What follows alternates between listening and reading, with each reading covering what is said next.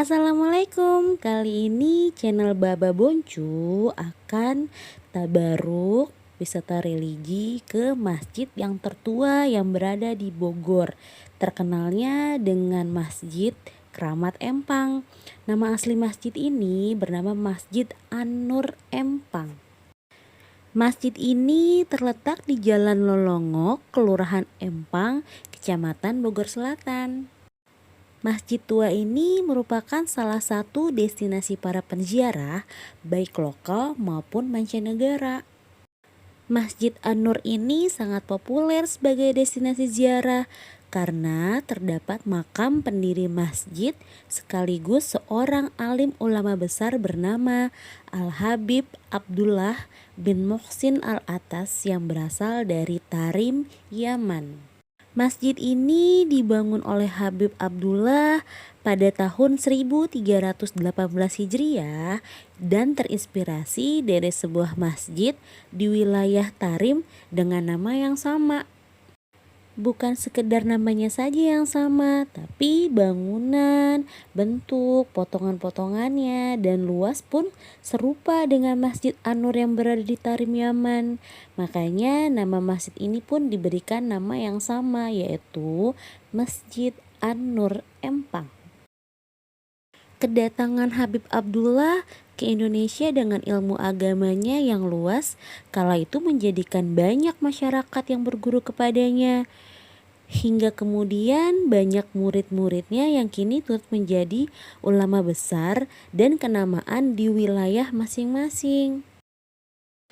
Cerita singkatnya, dulu Habib Empang atau Habib Abdullah pernah dipenjara oleh pemerintah Belanda dengan alasan yang tidak jelas atau difitnah. Namun justru di dalam penjara tersebut beliau mendapat karomah. Selama di penjara, Habib Empang Bogor sering dikunjungi dan setiap permintaan yang disampaikan kepada Habib dari orang yang mengunjungi beliau selalu dikabulkan oleh Allah Subhanahu wa taala.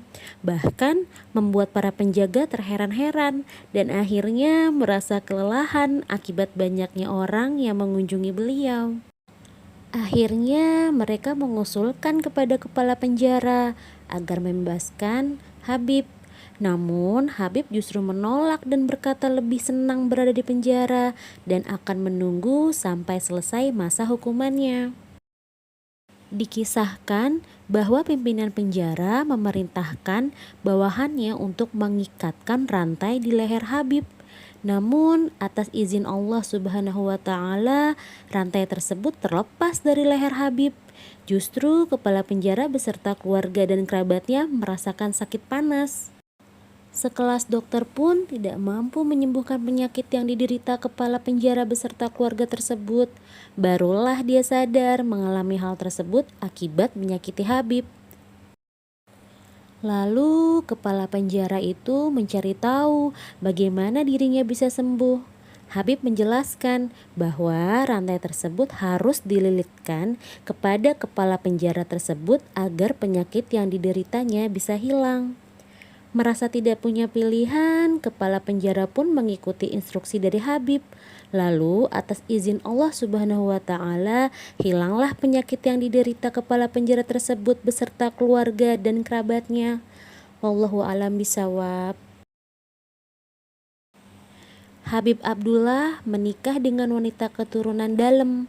Selama hidupnya di Empang, dari pernikahan ini ia memiliki keturunan antara lain Habib Muhsin bin Abdullah Al-Attas, Habib Zain bin Abdullah Al-Attas, Habib Husain bin Abdullah Al-Attas, Habib Abu Bakar bin Abdullah Al-Attas, Syarifah Nur binti Abdullah Al-Attas, Syarifah Sidah binti Abdullah Al-Attas, dan Syarifah Hadijah binti Abdullah Al-Attas. Jadi ada 7 orang keturunan Habib Abdullah. Habib Abdullah wafat pada hari Rabu, awal bulan Muharram 1352 Hijriah atau bertepatan pada 26 April 1933 Masehi pada usia 86 tahun. Beliau kemudian dikebumikan di samping komplek Masjid An-Nur atau Masjid Kramat Empang Bogor.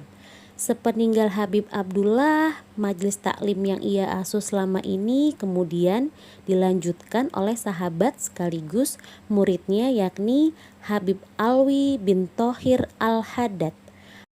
Pengajian ini kemudian menjadi cikal bakal Majelis Taklim Masjid An-Nur Kramat Empang Bogor yang saat ini dilanjutkan oleh cucunya yakni Habib Abdullah bin Zain bin Abdullah Al-Attas.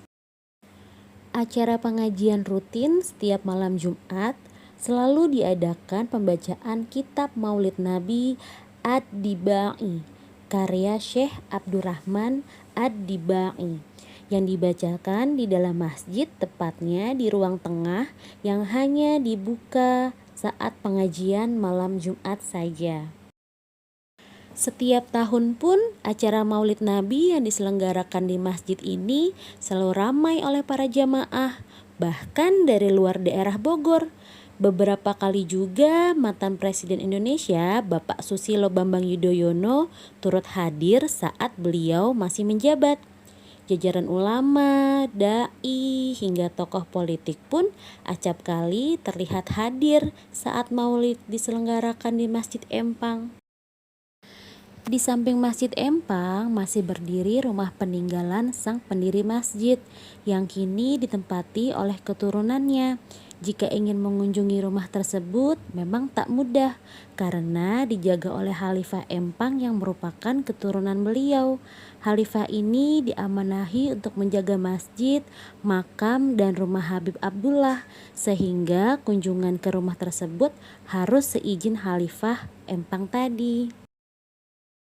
Rumah seluas 200 meter yang merupakan peninggalan Habib, rumah itu menyimpan benda-benda peninggalan Habib, yaitu gamis, sorban, tempat tidur, dan tongkat. Di rumah itu ada kamar khusus untuk zikir dan 100 kitab agama dari jumlah semula 850 buku. Kabarnya sebagian besar kitab-kitab lainnya itu kini disimpan di Jamatul Khair atau di Rabitoh, Tanah Abang, Jakarta. Antara kitab karangan Habib adalah Ratibul Ahtas dan Ratibul Haddad. Dua kitab terakhir diajarkan setiap maghrib secara rutin kepada murid-muridnya ketika beliau masih hidup.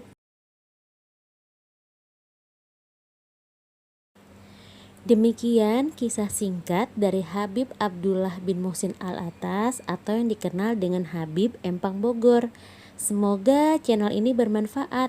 Jangan lupa support kami, klik tombol subscribe. Semoga kita semua mendapatkan keberkahan dan karomah dari Allah Subhanahu wa Ta'ala. Wassalamualaikum warahmatullahi wabarakatuh.